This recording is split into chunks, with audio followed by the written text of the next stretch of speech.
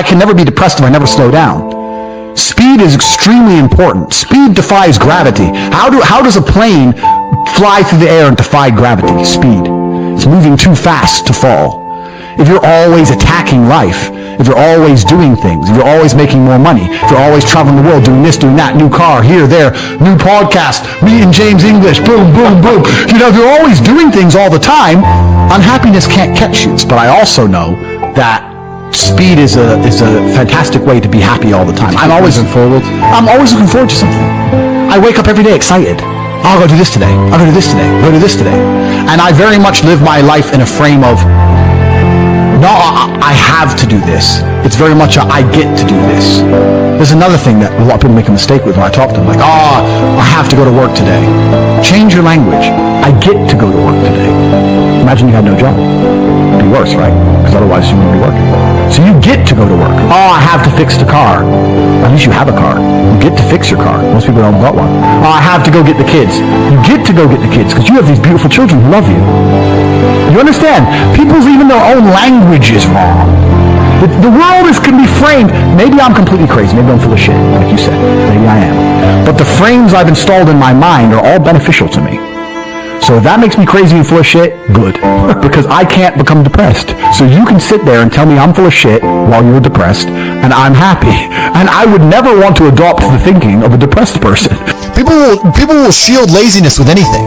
No one wants to admit they're lazy. So they'll shield it with disbelief. That's a scam. Or, I don't work hard, I work smart. Bollocks. More cover. Just anything it takes to say, I don't want to work. Do you believe in that? Work smart or not harder? I believe in both. Yeah. But there's a time when it comes to work smart. And most people are trying to do the smart work before they do the hard work. It's kind of like talent, right? You don't notice if you're talented at something until all the hard work's done. Yep. I could be the most talented tennis player in the world, but I don't play tennis. So if I go down the tennis court, Joe Schmo's going to smoke me. I don't get to see my talent until I've worked so hard that I'm in the top 1%, and now I'm beating them because I have some God-given gift. Yeah. You understand? Yeah. You have to do the hard work first. If there's no hard work, there's no smart work. So someone's going to sit there and go, I work smart, I don't work hard, so I only have to work an hour a day. If working smart gets you a lot done in an hour a day, then you should work smart for 12 hours a day and get 12 times the work done. I am absolutely and utterly a believer in hard work. I'm a proponent of hard work. I have all this money and all I do is work. My entire life is work. This podcast is work. I'm getting in the car and going to another meeting, work. I want to go to the gym so I'm in good shape, work. It's all work. My entire life is work. And people don't want to look at life that way. They want to talk about work-life balance and being lazy and all this crap. I don't believe in any of that. I believe in if you want to win, you have to outcompete the man who's prepared to do nothing but work. It's player versus player. If you're going to sit there and go, I don't want to work more than an hour a day, well, the guy who does want to work more than an hour a day is going to beat you. And no matter how smart you are, there's always a smart dude who's doing the same smart work you are for more hours than you're doing it. That's just the nature of the game. The way that humans work and the way that we've evolved as a species is that we don't really learn lessons unless they're learned the hard way. Yeah. I believe that unless a lesson is taught the hard way, you're not going to learn it. You can have so many near misses and people won't learn their lesson. Bro, you must know a guy who goes out there, nearly crashes his car, doesn't slow his ass down until he wrecks it. Yeah. Like, this is how people are, right? So you need that pain for the lesson to sting enough to really genuinely go inside of your mind. And it's the same with everything. It's the same with driving a car or business. Truthfully, if you want to learn a lesson about business, you're going to have to suffer at some point, right? So we always say that most people are not successful with their first companies, X, Y, Z, blah, blah, blah. I get that.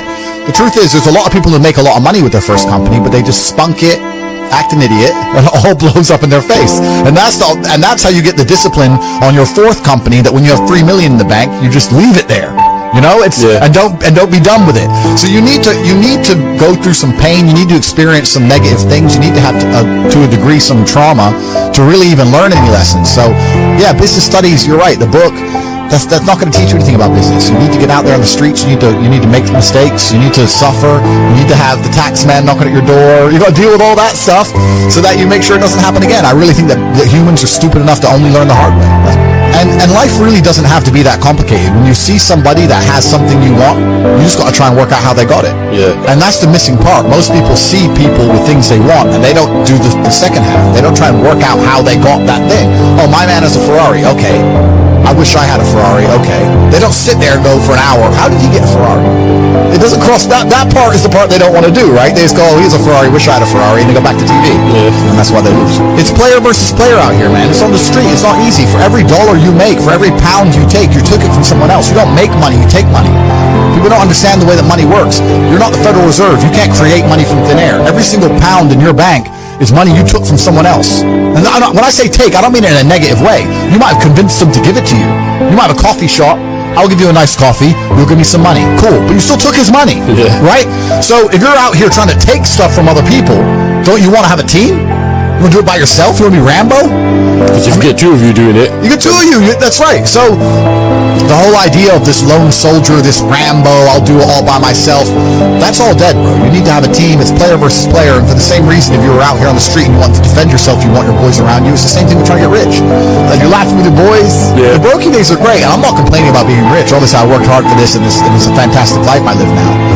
But I think without those brokey days, without those original days to compare it to, without that juxtaposition, then I don't think being rich would be fun at all. I think it's only fun because you can compare it to the days when you weren't rich.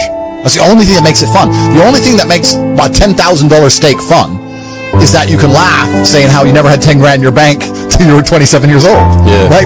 Otherwise it's boring. Otherwise you go, okay, steak. And I think if you're born with too much money, that you'll never truly be happy.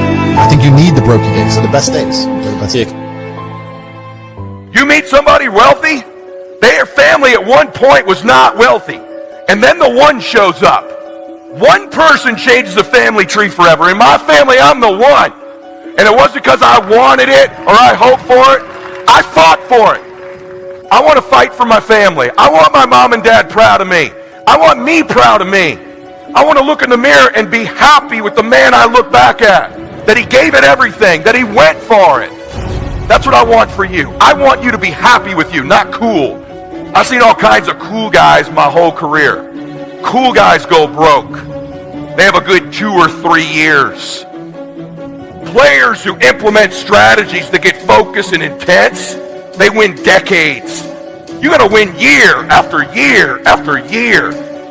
I'm almost 50 years old, man. I've got a loaded calendar. I'm after it. I'm not casual. I want to win.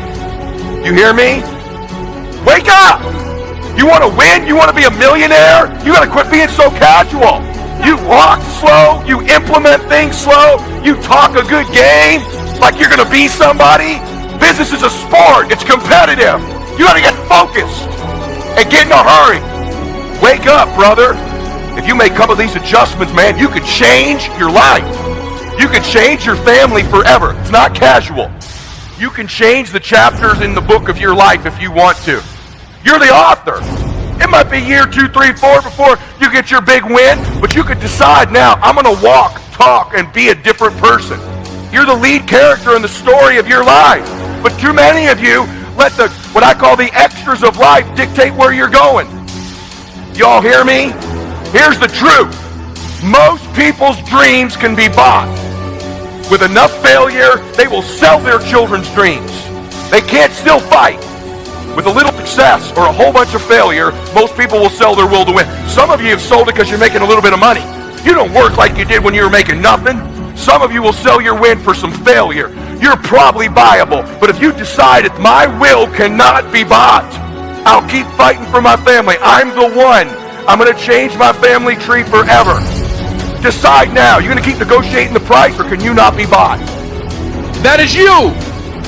That is you. That no one can do it for you but you. You must understand that. I remember I was playing a game with my 9-year-old son, John Leslie, and I beat him 10 straight games in a game called Connect 4. And I got up. I said, I'm ready to go to sleep now. John Leslie said, no, you can't go now, Dad. I said, why? He said, it's not over until I win. We sat down and we played several other games. And finally, John Leslie won, and he got up and he yawned. And he said, I'm ready to go to sleep now. What if all of us took that attitude after we face a rejection and a no, or we have a meeting and no one shows up? What if we have that kind of attitude? The car's repossessed. Nobody believes in you, but you're still looking at your dream. Say to yourself, it's not over until I win. It's possible. I can live my dream. It's me. I've got to make it happen. It's not over until I win.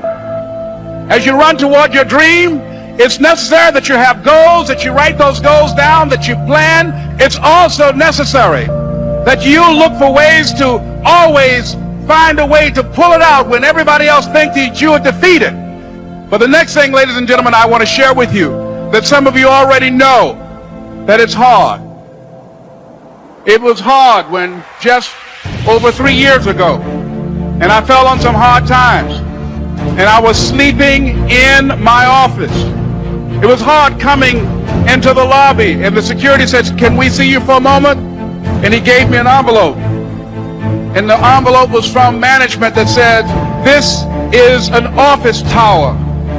Do not sleep in your office." And it was hard coming through the lobby. And sometimes they would laugh. There's a guy talking about becoming successful. He's bathing in the bathroom upstairs. He sleeps on the floor. Look at him. It was hard, ladies and gentlemen, coming to speak to people. I was behind on my bills and my dreams, and I'm saying to them, you can live your dream. It was hard, ladies and gentlemen. There were times that I doubted myself. I said, God, why is this happening to me? I'm not trying to steal or rob from anybody. Why did this have to happen to me? And here's what I want to say to you. Don't give up on your dream. No one could have convinced me by holding on, by continuing to push forward, that one day I would have my own talk show from Liberty City, an abandoned building on a floor, never knowing my mother or father. It's a long shot. No college training, labeled educable, mentally retarded, but I kept running toward my dream. Don't stop. Don't stop running toward your dream. There are moments when you're going to doubt yourself. There are rough times that are going to come, but they have not come to stay. They have come to pass.